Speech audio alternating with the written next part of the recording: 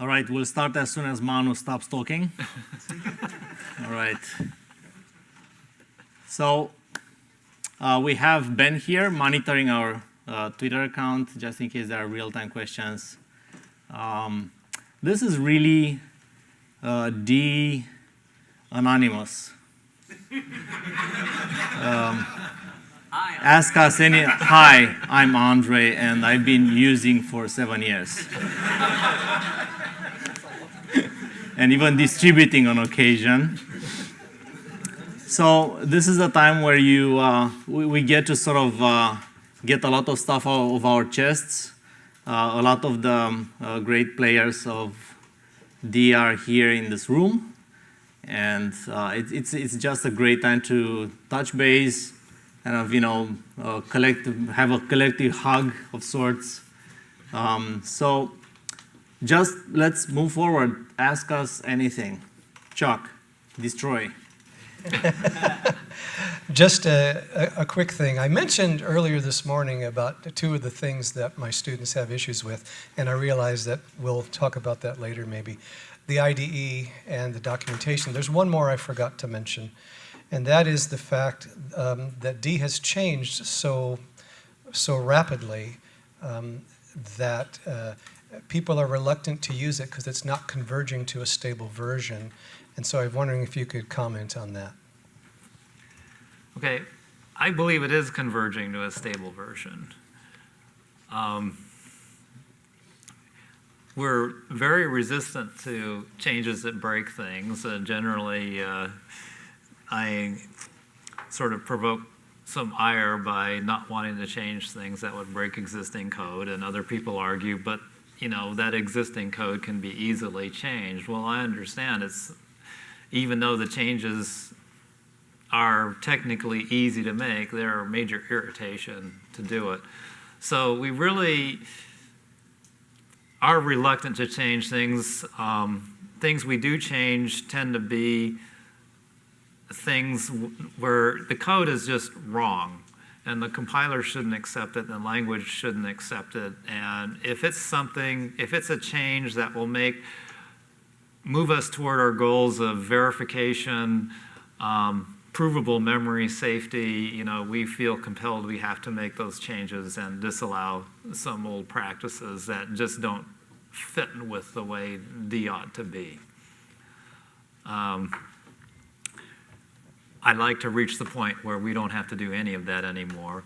And also, a lot of our changes, what we like to do is code that didn't used to even compile or work anymore now works. That's a kind of a change that we love to make.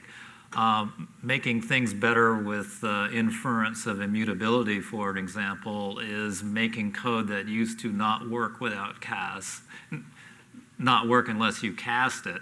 Now it'll work without cast. So although it's a change, and it doesn't even add any new syntax or anything, it just makes more things work. And I know Don has done a great job of making CTFE work with more and more diverse bits of D code.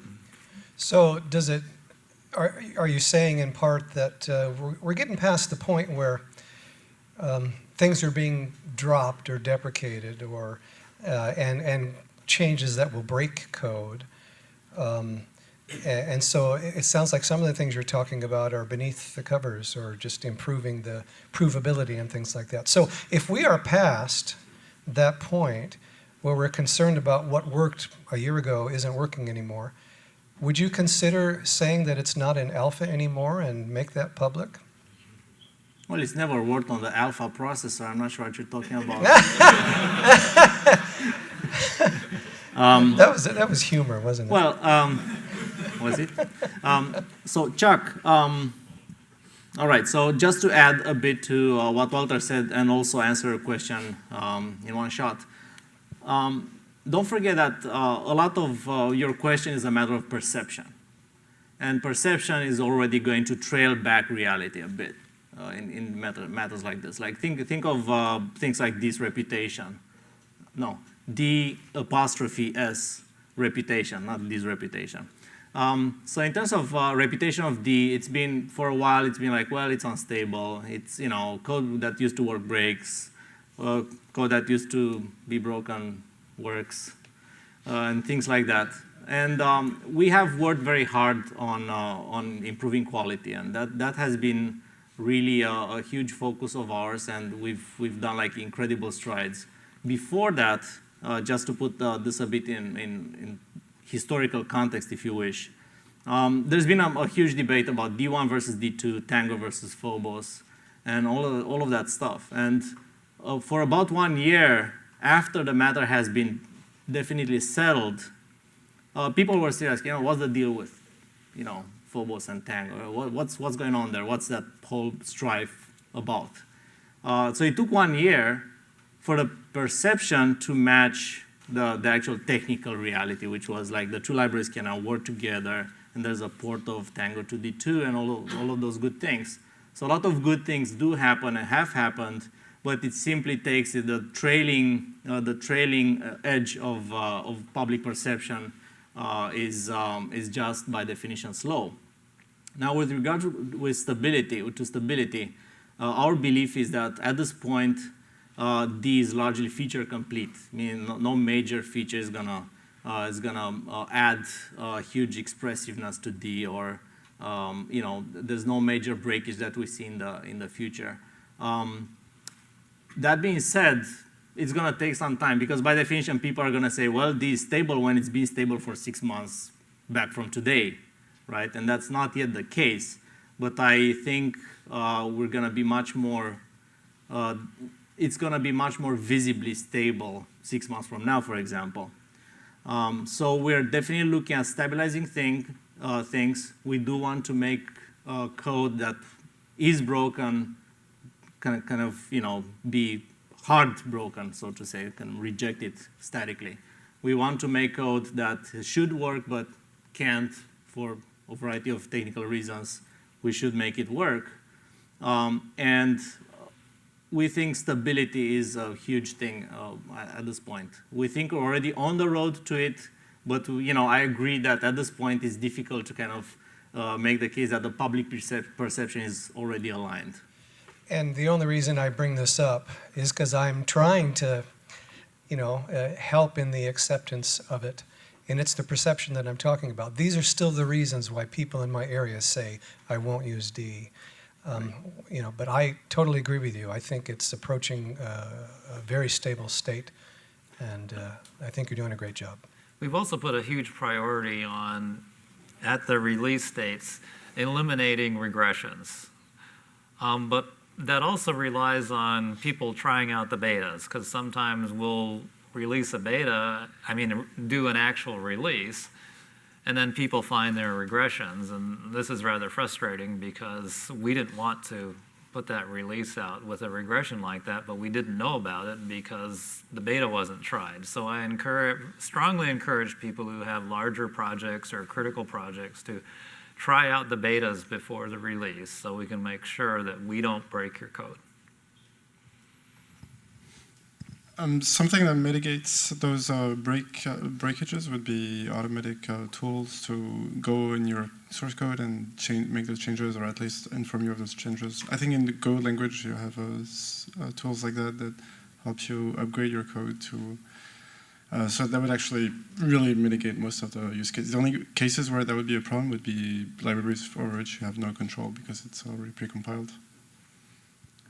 Go ahead. Well, even when we change the way the language works, or the library works, we have the deprecated thing, and we try to put in the deprecation message what you got to do to change your code. Okay, but if the regression or the breaking things is due to a bug we introduced, it's hard to automate a fix for that. We just have to fix the compiler. So, does that answer your question, or did I misunderstand? So, for example, there was a recent change where you have to put override, and so that could typically be done automatically by the compiler. The compiler has full knowledge of that this method should have been overridden, and so there's no reason why it wouldn't, modify the code, or at least ask for permission to automatically modify that code. That would really mitigate most of the concerns. Okay, there currently is no plan to write a tool to automatically change code, but we do strive to, in the deprecation message, to say exactly how the code needs to be changed. So it shouldn't be a mystery how to change it. It should be pretty specific. You got to add an override keyword here. Yeah. I think my attitude with regard to automatic sort of upgrade your code tools. Did I say something surprising? Okay. Like, no problem. I know, I'm a surprising guy. So, we're neutral with regard to that. We've done, for example, a lot of name changes about a year ago. We've done like is dear from all lowercase to capital D, camel case, all that good stuff. Jonathan is here; he could attest to that. But hey, you've all met Jonathan Davis, Jonathan M. Davis. There he is, awesome man. All right. So we've done a lot of trivial changes, which could arguably be very easily handled by such a tool.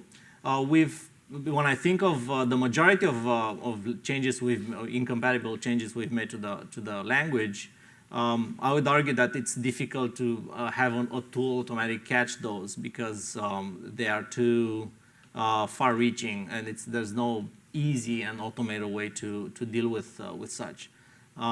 That being said, I do think there's an important category of evolution changes that could be caught by an automatic tool. I would personally encourage people to work on that. I would participate to that if somebody would want to champion, take the torch and move forward with it. So we're open to this. Yes, my opinion is language-wise, I think we are at the point where such a tool doesn't really buy us much. But of course, because there aren't really any big language changes coming up, really.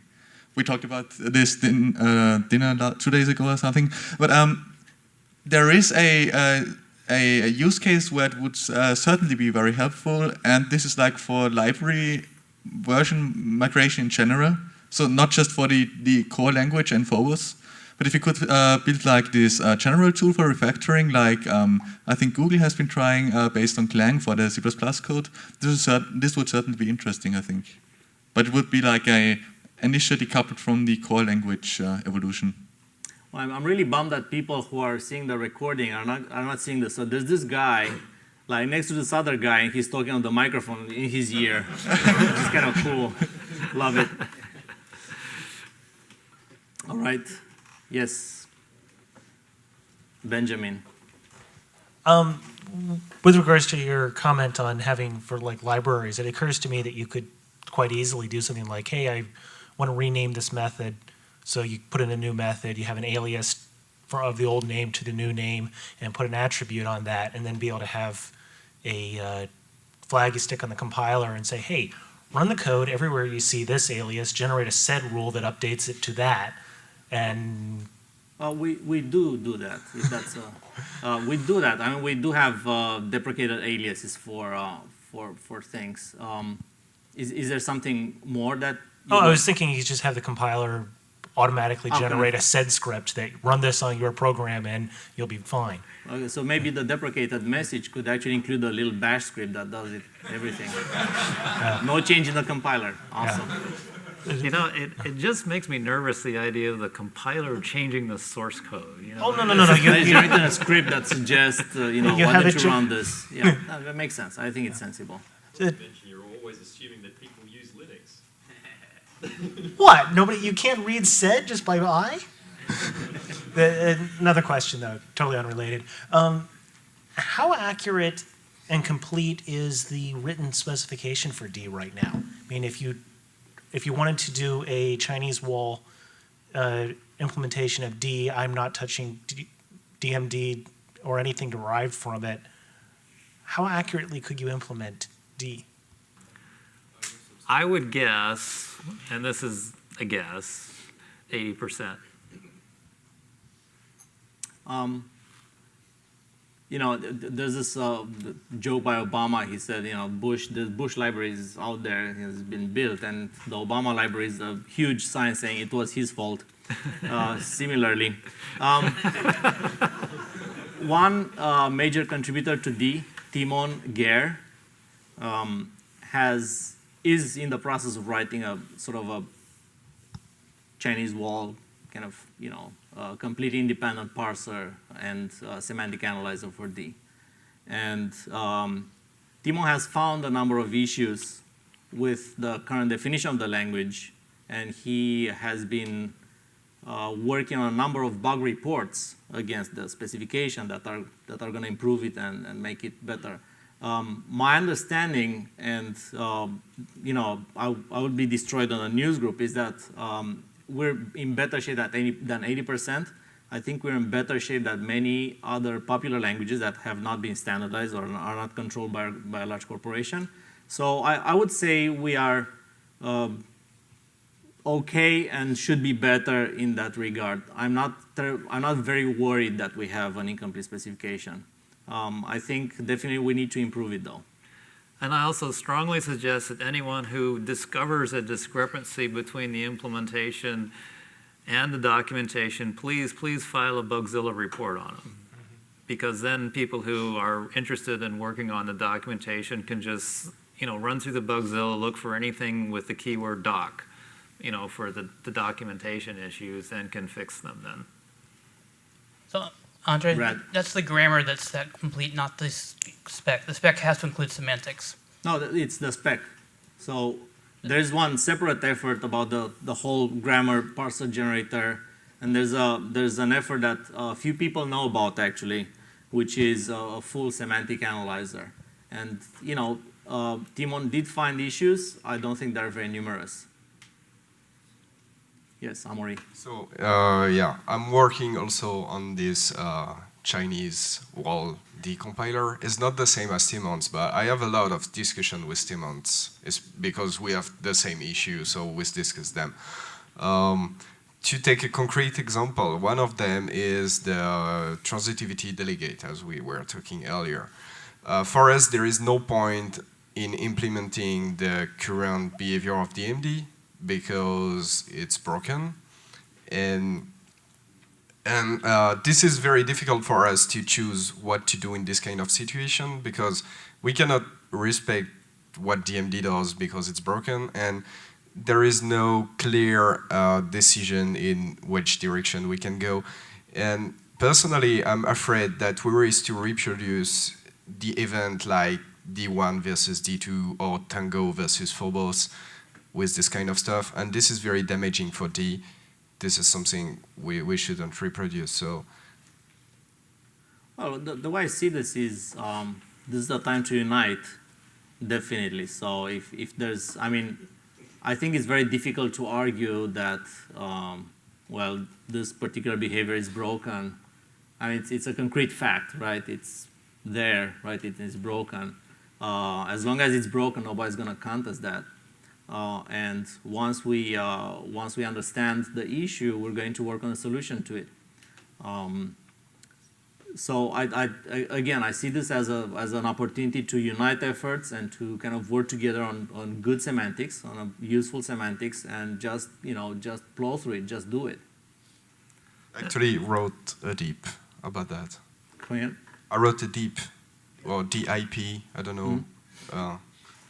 The improvement proposal. Yep. Exactly. Well, I'd like to amplify on that. We've already had some great discussions last night on fixing the R-value reference problem, which is, turning up to be a serious problem that we've got to fix sooner. And, we've got some several competing ideas, and having us all together here, the people who are interested in that particular topic is great for getting that problem fixed and nailed. And I really want to get that thing nailed before we leave the conference.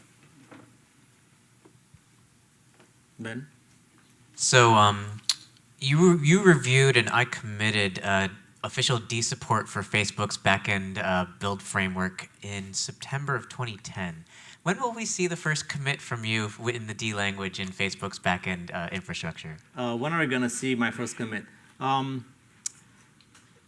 we are having plans about introducing D at Facebook that are entirely grassroots, so I can talk about them. There's nothing secret. So there's been a lot of discussion. There's a lot of cultural, context surrounding this whole matter. Essentially, my thought is the matter, I shouldn't be the one committing the first D code into Facebook's code base. I think it should be someone else, and I should be approving it.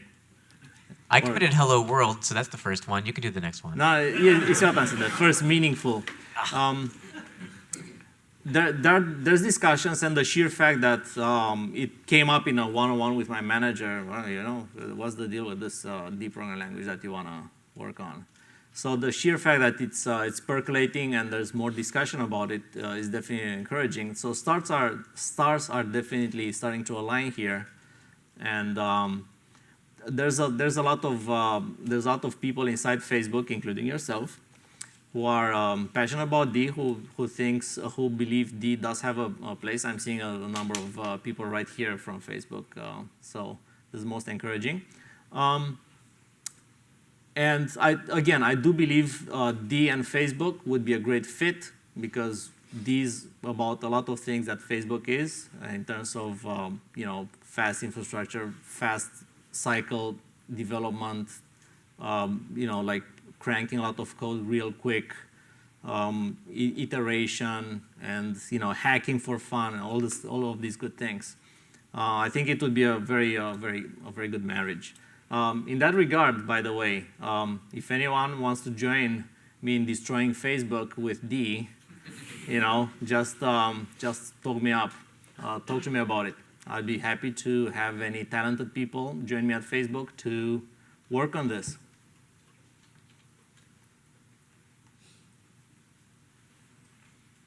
Oh, I didn't mean this to be the last thing.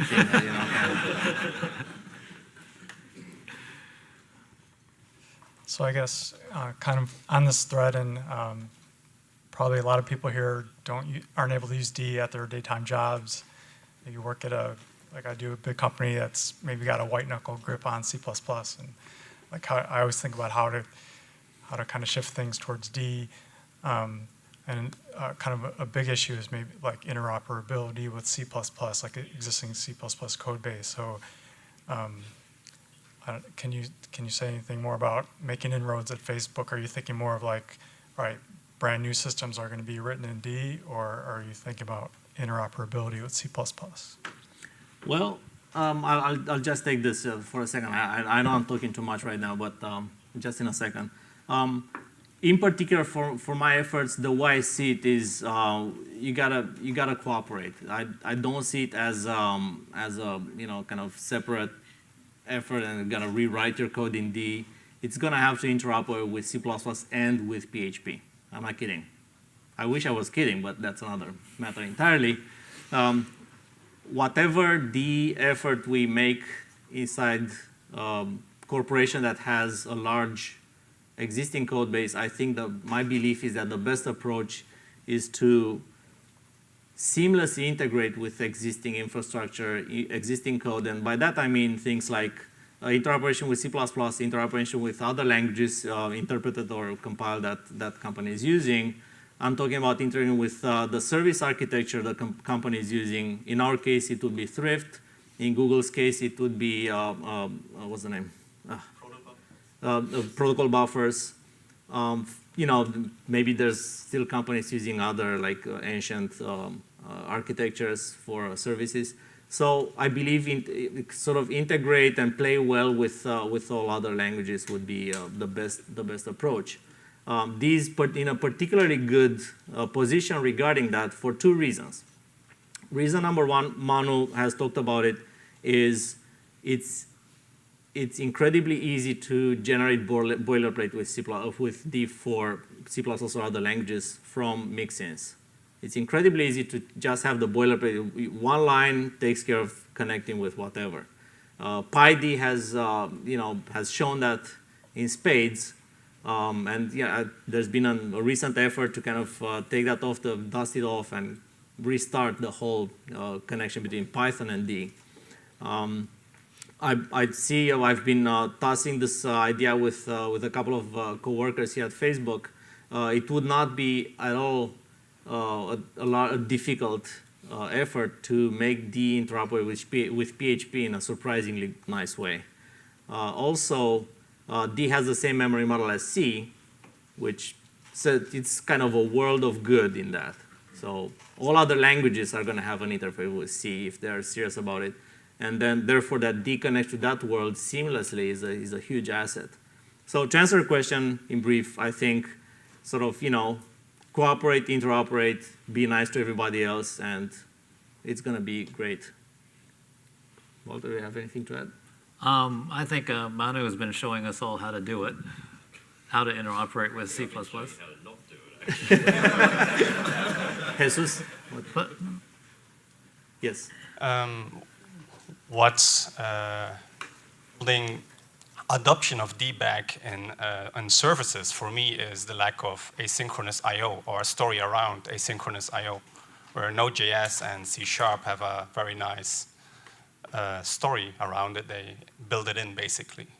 So is there a discussion going about having similar, maybe syntactical sugar for asynchronous I/O? Well, so async I/O is so you think of things like C#. What C# is doing with the async await, for example. Right, async await. I think that, well, for me, that's the nicest effort out there. Right. Node.js has the whole callback thing. Right. So we've been at the conference on programming languages, Walter and I, and we've sat through the whole C# async await dog and pony show, and to be honest, we loved it. We thought it's great. We thought it's a good thing. We understood how it works. And at the end of the talk, we were like, nudging each other, like, you got to do this. And it can't be done except in the compiler. So the compiler must know about it. It's not a library trick. That being said, there's so much stuff to do, so little time, as the poet says, that there's no immediate plans right now. Until then, so until that train arrives, there's a lot of library space kind of work that can be done. And there's a VibeD project, which is a large project targeted at asynchronous services and such. I would recommend using it. And there's this whole lib event, let's have an event loop in the library, and that should help a lot. So let's say I'm looking forward to kind of getting further on this. I don't think the language changes in terms of async await are going to come very soon, but I do think the library situation is burgeoning. Things are happening there. Anything? pretty much I agree. We love async await. I think it's a home run, the guys who developed that. And the only thing stopping us from doing it is all the other work we got to do on it. Like we got to solve the R-value reference problem. We want to nail all that stuff down and then go look at async await and getting it to work. So, you know, it's 2 thumbs up on that feature. So we have like 2 minutes. Probably we can take 1 or 2 questions. Yeah, it's just an addition actually to this question.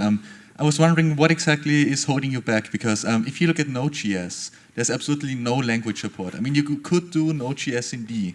We have delegates, and you could like one-to-one map it to D. I predict that nobody would actually want to use it, but that's a different story. As far as Vibe goes, I don't know if you have had a look at it already. It's fiber-based, so it probably hides away the complexity, which can be a good thing, can be a bad thing. But all in all, I just wanted to say that I don't think language features are actually necessary. I mean, maybe await. I mean, it's a beautiful thing. I've looked at it myself, but the C# async await. But I don't think it's a prerequisite in any kind of form to like come up with a good library solution. And if we have this, then we can talk about what we need or what we don't need for language, for the language part. Okay, we can continue this offline. It should be interesting. Leandro. You mentioned just a minute ago. I don't think the mic is working. Oh, yep. Thanks. Yeah, the Walter mentioned a couple of minutes ago that people should try to use the alpha version more and to try it. Is there any reason not to try to make it more publicly available, like making like a release, saying it's a preview, maybe adding some version number, like release candidate 1, 2, 3, or whatever? I feel like right now it's really hard. You have to know the list exists, subscribe to the list, then when these alphas are released, they are released one after the other without any kind of indication if it's the first iteration, the second iteration, or what. So I wonder if, I thought that was a strategic decision, but if you think they should be used more, maybe we should make it more publicly available. Well, it is publicly available. I suppose that I thought that the people who are interested in it subscribe to the DMD-beta mailing list, but obviously that's insufficient. I think we should probably announce it on the d.announce news group. Yeah, I too think you said it may have been a strategic decision. These are big words for something we didn't really think through. It was a strategic, like not decision, you know, a lack of decision. I think it's a great idea. So just the short answer is I think it's a great idea. Somebody could please just submit an issue, a bug report right now from your laptop and say, you know what, we should publicize the betas on the download page. You know, if you care about betas, here they are. Like, this is not the most prominent, like this is the release. And here are the betas somewhere, you know, we can figure out a website, a web page design that would fit. And essentially just make them more prominent, more visible. I don't think the beta list is you know, has all the subscribers that may be interested because a lot of them just simply don't know. So that's the short answer. We are kind of running out of time. Okay, 2 more questions and real quick. If they get yes or no answers, we will give yes or no answers. Benjamin. Not a question, but a comment. Oh no. You could one way you could improve distribution of the betas is to simply have them available from a fixed address, be it a particular Git repository or a particular HTTP address. Is just download from here every 24 hours and build, and when we're about to release, you'll break. Okay. Fixed address 0x8004804. That's the fixed address, the pointer. Yes, Vladimir. Not a question, but I was thinking that we already have a testing infrastructure which builds the compiler from Git and on a variety of platforms. I was thinking maybe we could adapt that to also create nightly builds. So that's an idea. No, I think it's a great idea. And in fact, that's on the plate to get done with the auto tester. All right. And in fact, anyone who wants to do a pull request to add that to it is welcome to help. All right, I have bad news and I have good news. The bad news is clock says 0, 0, 0. The good news is we are getting hammered because it's happy hour time, right? It's sponsored by my own group at Facebook, Hip Hop. We're doing this whole systems PHP JIT compiler. So we're going to be here. There's going to be drinks. There's going to be food. And let's have fun until like 7 o'clock. Awesome. Drivers. We don't provide drivers. So get your own drivers and hammers and whatnot. Okay. Thank you.